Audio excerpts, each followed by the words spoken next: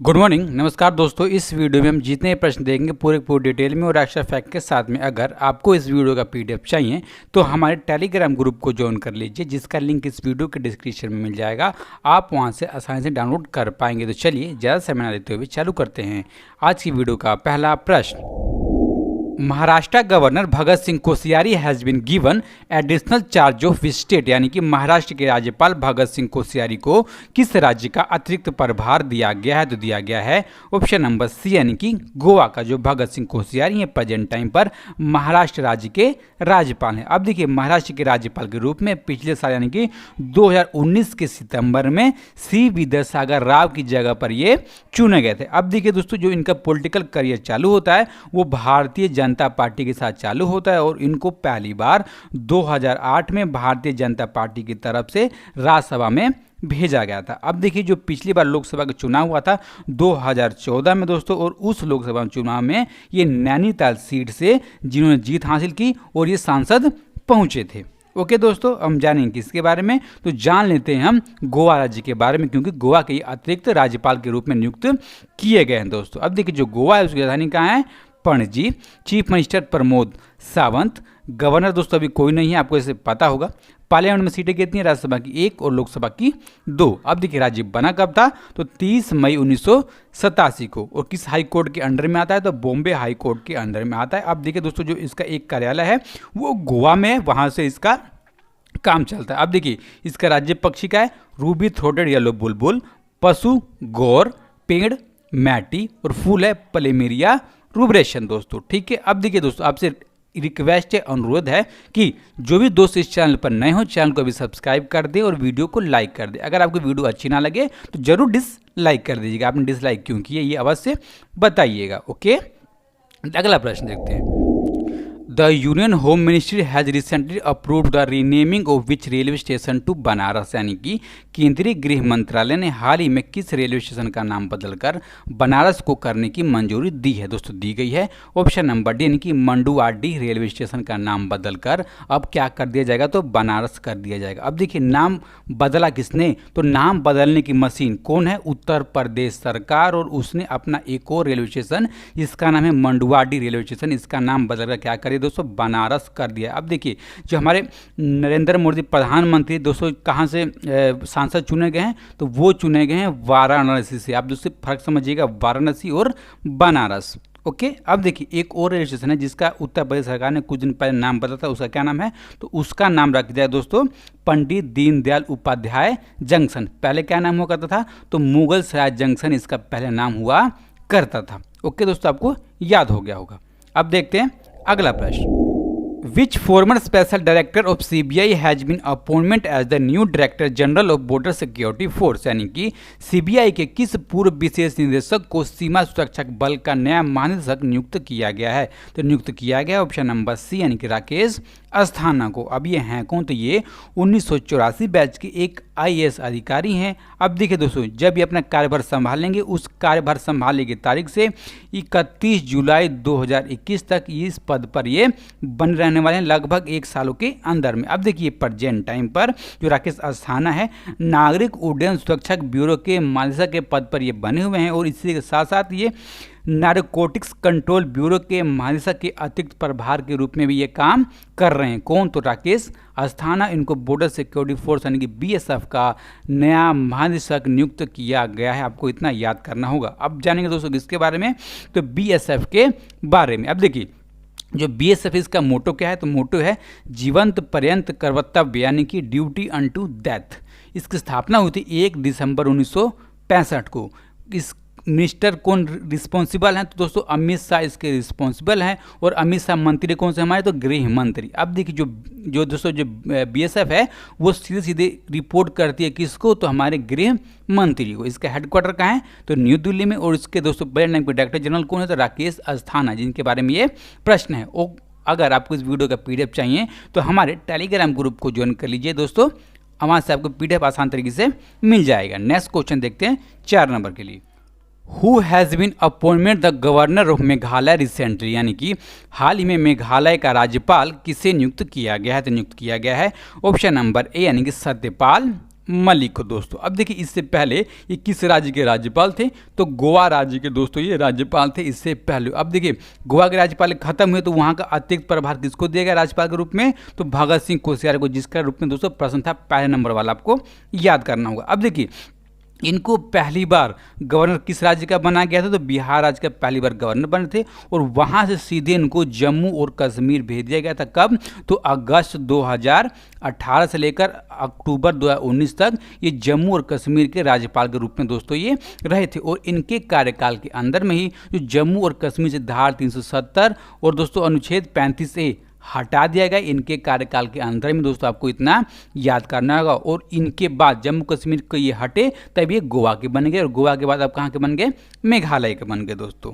ठीक है, अब देखिए ये 21 अप्रैल 1990 से लेकर के 10 नवंबर 1990 तक केंद्रीय राज्य मंत्री के रूप में भी काम कर रहे हैं। कौन से केंद्रीय मंत्री थे, तो संसदीय और पर्यटन मंत्री थे ये भारतीय जनता पार्टी की तरफ से 1990 में दोस्तों। ठीक है, अब देखते हैं किसके बारे में दोस्तों, तो अब हम देखेंगे मेघालय के बारे में। जो मेघालय है उसकी राजधानी क्या है, तो शिलोंग है उसकी राजधानी। Chief minister Conrad Sangma, governor Satyapal Malik, parliament सीटें राज्यसभा की 1 और लोकसभा की 2। राज्य कब बना, तो 21 जनवरी 1972 को राज्य बना था। इसका राजकीय जानवर क्या है दोस्तों, तो चितकबरा तेंदुआ।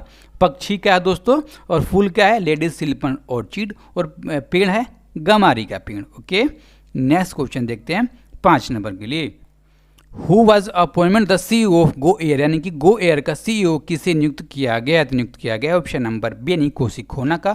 और कौशिक खोना जगह लेने वाले हैं विनय दुबे का। अब देखिए दोस्तों जो कौशिक खोना है ये 2009 में लगभग 2 सालों के लिए गो एयर के CEO के रूप में भी काम कर चुके हैं और दोबारा ये गो एयर के CEO बने हैं दोस्तों। अब देखिए जो गो एयर कंपनी है ये मुंबई महाराष्ट्र में स्थित एक भारतीय कम लागत वाली एयरलाइंस है। अब देखिए एक भारतीय व्यापार समूह है वाडिया ग्रुप, उसकी ये कंपनी दोस्तों। अब देखिए जो कौशिक खोना है वाडिया ग्रुप के साथ लगभग 2008 से लेकर के 2011 तक लगभग 4 साल तक ये उसके साथ में काम करने का भी इनका अनुभव है और इनको कॉरपोरेट जगह में लगभग 32 सालों का लंबा अनुभव है काम करने के लिए दोस्तों।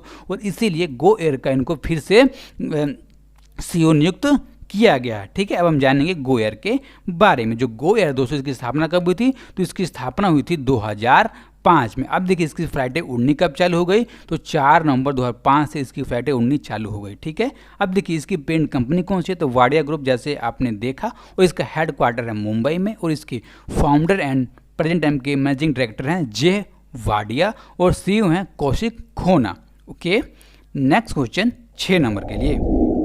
Who launch the Shaurya KGC card for Indian arm force personnel, यानी कि भारतीय सशस्त्र बल के जवानों के लिए शौर्य केजीसी कार्ड किसने लॉन्च किया, तो इसको लॉन्च किया गया ऑप्शन नंबर सी यानी कि HDFC बैंक की तरफ से। अब देखिए दोस्तों इसमें एक रखा गया कि वैसे अर्धसैनिक बल वो अर्धसैनिक बल होने के साथ साथ में जो उनका बैकग्राउंड है दोस्तों वो किसानी से जुड़ा हुआ होना चाहिए। और जो ये कार्ड लॉन्च किया गया उनको कृषि के ऊपर ऋण देने के लिए, लोन देने के लिए ये लॉन्च किया गया। यानी कि दोस्तों कोई भी उनको खेती करनी होगी, उनको अगर पैसे की जरूरत पड़ती है, पैसे की कमी पड़ती है, तो HDFC बैंक की इस कार्ड के थ्रू, जिसका नाम है शौर्य केजीसी कार्ड, इसके थ्रू आसान किस्तों पर लोन लिया जा सकता है दोस्तों। अब देखिए जो HDFC बैंक ने अपना लक्ष्य रखा है, जो उनके MD में आदित्य पुरी, उन्होंने कहा कि हम लगभग 2 सालों के अंदर में 45 लाख अर्धसैनिक बलों को इस कार्ड को देने का काम करेंगे, यानी कि इसके दायरे में लाने का काम करने का हमारा लक्ष्य रखा गया दोस्तों। अब देखिए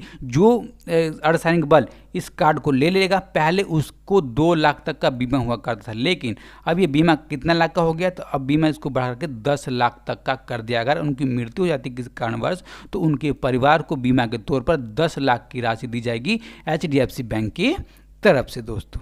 ठीक है, अब हम देख लेते हैं किसके बारे में, तो HDFC बैंक के बारे में। जो सबसे पहले हम देखेंगे HDFC बैंक का फुल फॉर्म। तो इसका फुल फॉर्म होता है the housing development finance corporation limited. इसकी स्थापना हुई थी अगस्त 1994 में। इसका हेडक्वार्टर है मुंबई में तथा इसके प्रेजेंट टाइम के मैनेजिंग डायरेक्टर यानी कि MD हैं आदित्य पुरी और इसके चेयरमैन है श्यामला गोपीनाथ दोस्तों। अब देखिए इनका हाल ही में नियुक्ति हुआ है, इसीलिए बहुत ही इंपॉर्टेंट ये हो जाती हैं। Okay, next question. In which state Indian railways is constructing the longest pillar bridge in the world, यानी कि भारतीय रेलवे किस राज्य में दुनिया का सबसे लंबा पिलर ब्रिज का निर्माण कर रहा है? तो निर्माण किया जा रहा है ऑप्शन नंबर डी, यानी कि मणिपुर के द्वारा। अब देखिए दोस्तों, भारतीय रेलवे की एक परियोजना है 111 किलोमीटर लंबी और इस परियोजना का नाम है जिरीबाम तुपुल इम्फाल लाइन परियोजना। अब देखिए इस पिलर को बनाएगा कौन? तो भारतीय रेलवे का north east frontier railway zone इसको बनाने का काम करेगा। अब देखिए दोस्तों, इस परियोजना के ऊपर में मणिपुर में हजई नदी के ऊपर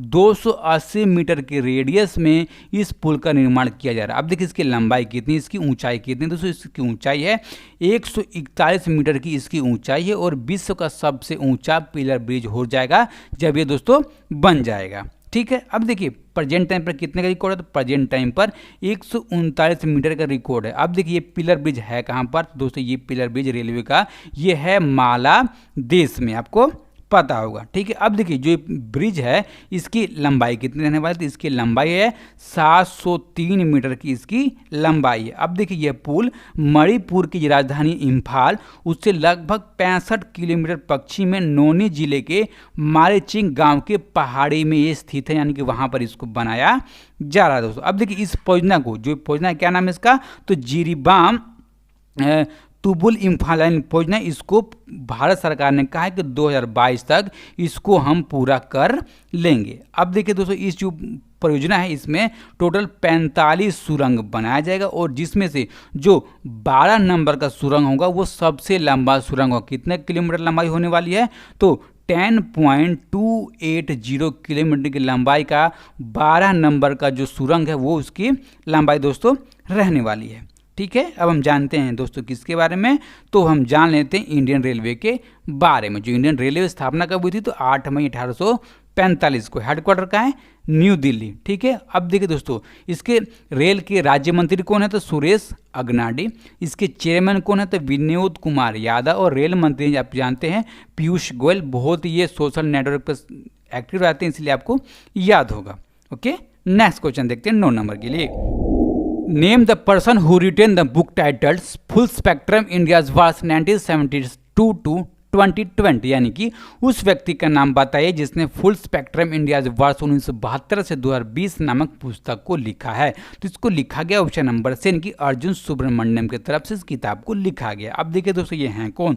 तो ये रिटायर्ड एयरफोर्स से एयर वाइस मार्शल हैं दोस्तों। अब देखिए जो एक किताब है इसको HarperCollins publication India private limited की तरफ से इसको पब्लिकेशन किया जाएगा, यानी कि इसको लॉन्च किया जाएगा। अब देखिए दोस्तों, जो इनकी किताब ये लॉन्च की गई है ये दूसरी किताब है। इनकी जो पहली किताब दोस्तों हुआ करती थी वो इन्होंने लॉन्च की थी कौन सी? तो India's wars a military history 1947 to 1971, ये दोस्तों इनकी पहली किताब थी। अब देखिए इसके अंदर में क्या था? जितने भी हमारे मिलिट्री ने 1947 से लेकर 1971 के बीच में जितने भी युद्ध लड़े थे उसके बारे में डिटेल में लिखा था। और जो इनकी ये किताब है इसमें 1972 से लेकर के 2020 तक हमारे मिलिट्री ने जितने भी युद्ध लड़े हैं उसके बारे में डिटेल में दोस्तों इसमें लिखा गया। अब देखिए इसमें जो 1999 में जो भारत ने कारगिल युद्ध लड़ा था उसके बारे में लिखा गया। और उसके अलावा पूर्वोत्तर में उग्रवाद, जम्मू कश्मीर में आतंकवाद और छंद युद्ध तथा पंजाब में